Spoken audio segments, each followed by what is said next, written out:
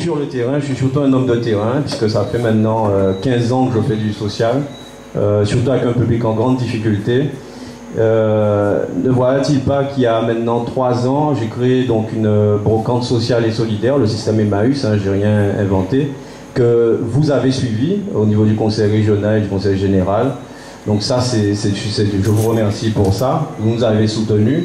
Le problème, c'est qu'on n'a pas été assez soutenus, et ma question justement, c'est, vu les problèmes qu'on a dans le pays au niveau économique, pourquoi il n'y a pas justement plus de soutien aux projets, vrai soutien aux projets innovants, tels que dans l'environnement et dans les métiers qui ont disparu. Nous, c'est, on va dire, à la base des chiffonniers, puisqu'on récupère des biens chez des particuliers qu'on remet en état. J'ai commencé avec un employé, maintenant j'en ai 15. J'ai 4 personnes en CDI, j'ai pas mal de jeunes en insertion, on va se retrouver à peu près une trentaine. Juste en récupérant des biens, des déchets, on va dire. Donc voilà, donc, ma question c'est d'avoir plus d'aide financière à ce niveau, d'être plus suivi, puisque tout à l'heure vous avez dit que vous ne dépendez pas d'énormes sommes pour aider l'insertion. Effectivement, au niveau de l'insertion, on a un problème d'endettement, surtout au niveau des charges salariales et des charges patronales. La région nous a accompagnés, ça a été les plus réactifs hein, de toute façon, donc ça, il n'y a pas de problème par rapport à vos administrations. Vraiment là, je dis bravo. Le problème, c'est qu'on a démarré, il faut dire que c'est un projet nouveau, c'est dans la mentalité guadeloupéenne. Est-ce que le Guadeloupéen, dans un village, est capable d'aller utiliser la chemise qui a été déjà mise par quelqu'un d'autre? On se posait cette question-là. Donc on ne va pas financer un projet qui démarre, qui est le tout premier, puisqu'il n'y a jamais eu ça en Guadeloupe, de cette façon de faire. Donc effectivement, on a été aidé, je veux dire, un petit peu, donc on s'est débrouillé avec ces fonds-là. Maintenant, l'action est pérennisée. On a commencé depuis 2 ans, on est les premiers à faire cette action-là, et elle fonctionne, elle marche. Maintenant, on a besoin d'ingénierie, on a besoin d'argent pour se développer un peu plus. On est sur l'aéroport du Rézé, mais c'est vrai que maintenant, on a besoin d'être aidé. Moi, je ne fais pas uniquement, je ne fais pas dans l'espace vert, je ne fais pas dans ce qui se fait. On n'a pas été. J'ai eu une rencontre avec une personne de vos services qui m'ont dit, mais monsieur Fazian, vous avez réussi à tenir avec peu d'argent, développer un projet. Donc moi, je ne demande pas effectivement d'aller jeter de l'argent par la fenêtre avec des projets qui ne sont pas, juste pour finir, qui ne sont pas, comme vous dites, qui ne peuvent pas durer, qui ne peuvent pas se pérenniser. Moi, mon but, j'aide des jeunes qui sont en demande, c'est de pouvoir créer des projets qui s'autofinancent tout seuls. Le problème, c'est que... Voilà. J'ai compris votre problématique et votre vécu. Vous êtes dans la rue, vous êtes confronté à la souffrance sociale, et il vous manque un peu d'argent, vous avez l'impression qu'il y a une indifférence politique, et derrière vous ne les rencontrez même pas, je comprends ça. Mais je suis en élection, monsieur. Je cherche quoi? Des suffrages.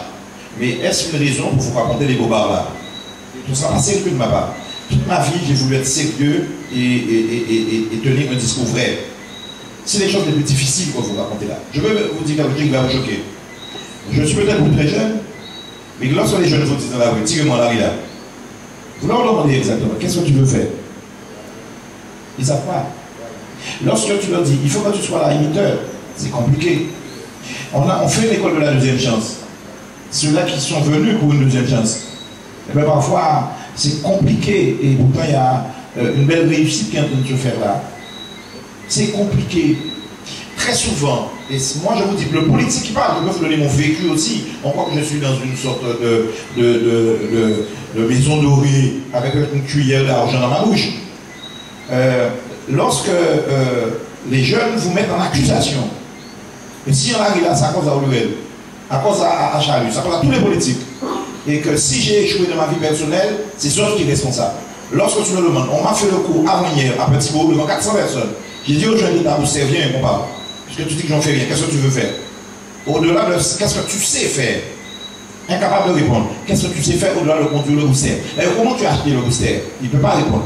Ah oui, j'ai fait la mission locale, ça n'a pas marché. Dis-moi, qu'est-ce que tu as fait? Je te prends au défi devant tout le monde, devant 400 personnes, je te mets en formation et on t'aide à chercher un boulot. On t'aide à créer ton boulot. C'est facile d'accuser. C'est facile de dire, moi, là, il a parce qu'il n'y a pas de case, papa et maman, là, dis-moi. C'est là que je dis. Et c'est là que ça devient politique. Je parle de la famille. Ah oui, j'ai entendu le rapport de la famille sur un thème de droite. C'est parce que la droite s'est embarquée de ça. Une certaine gauche n'a jamais pu traiter de la famille dans une optique éclairée et progressiste. La famille, pourquoi on laisse les enfants pousser comme de la mauvaise herbe? Même quand ils sont malheureux, il y a suffisamment de dispositifs sociaux qui existent dans la République française, et y compris ici en Guadeloupe. On est là très très loin, parce qu'on est dans une... Comment vous dire ça? On est dans une sorte de... en grand français, une déploration protestataire. On déplore tout, on conteste tout. Forcément, il faut être dans le frontal, dans la confrontation. Vous avez entendu la chanson sur laquelle les enfants dansent? Guadeloupe, tout, comme si nous étions couchés, comme si de toute façon il faut se lever pour lutter contre une sorte d'ennemi imaginaire. C'est ça notre culture, que ce n'est jamais bon, ce n'est jamais bon. Et que si on n'est pas comme ça dans le gros cadre de la musique, on n'est pas viril, parce que c'est pas bon. La vie, c'est un combat. Et partout dans le monde, il y a des enfants SDF, des enfants dans la rue. C'est pas ici qu'il y a plus d'échecs ailleurs. Je me permets de dire courageusement, alors que je suis en politique. Contrairement à ce que j'entends, que même les diplômés n'arrivent pas à travailler. En France, il y a des diplômés qui n'arrivent pas à travailler. Et dans les 50% dit-on de jeunes qui n'arrivent pas à trouver du travail, il est préférable d'être un chômeur diplômé que pas diplômé du tout. 10%. Il n'y a que 10% qui n'arrivent pas à trouver. Ce sont les chiffres officiels, ça a été donné il y a à peu près une semaine. Et maintenant, je n'ai pas encore tout le tableau. Il faut qu'on commence à arrêter de dire « je peux réussir ». Je dois être positif. L'URL, trouvez-moi une formation. Ah oui, ça c'est positif. Et je crée une association, il n'y a pas assez d'argent, voilà mon bilan, voilà mon série, quelles que soient les subventions que nous donnons, il n'y aura jamais assez d'argent. Il y a des milliers d'associations en Guadeloupe qui toutes sont géniales et innovantes. Alors vous avez évoqué les procédés innovants, il faut les financer. Mais si vous venez me dire, président, ça marche, donnez-moi de l'argent, t'as pas un bilan, t'as pas un truc, les banques ne suivent pas. Parce que les associations, les banques ne suivent pas. Hein.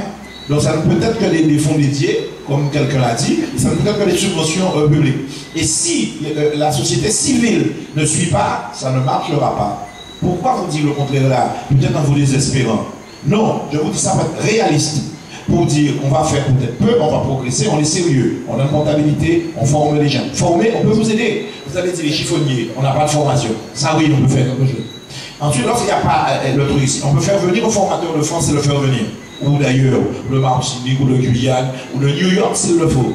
Et s'il le faut, si c'est plus nombreux, on peut envoyer les gens en formation là-bas. La mobilité qu'on a évoquée au début dans le premier atelier. Mais je dis, il faut les yeux grands ouverts sur le monde. Il ne faut pas se payer le mot. Le lyrisme, c'est beau pour faire élire. C'est ça qui crée la déception après. Je dis, je suis en élection des gars, votez pour moi. Et puis le surlendemain, je commence à voir en télégo, bah, je n'ai pas d'argent. Je préfère te dire, avant que tu ne laisses un bulletin dans l'urne, voilà les difficultés. Il faut du sérieux, il faut de la rigueur, mais en même temps, il faut savoir construire l'espoir. Et je suis convaincu, ce pays-là, il est peut-être petit géographiquement, mais il est grand par son talent. Et il nous manque quoi? Simplement à sortir de la culture protestataire et dire on peut faire. Et non pas accuser l'autre. C'est le système qui fait que je dois toujours me mettre debout pour aller contre l'autre. C'est le système qui fait que je suis malheureux. C'est le système qui fait que j'ai échoué à l'école. C'est le système qui fait que je suis au chômage. Non, je suis convaincu. Moi, je peux financer plus facilement, monsieur. Financer la création d'entreprise que donner à quelqu'un un boulot de fonctionnaire pour 42 ans. Il crée, avec parfois un petit dispositif d'amorçage, avec 20 000 euros, 30 000 euros, 50, 100 000 euros, même parfois plus lorsque c'est des trucs importants. Et bien pendant des années, le type crée des emplois, il a fait des heureux dans son pays.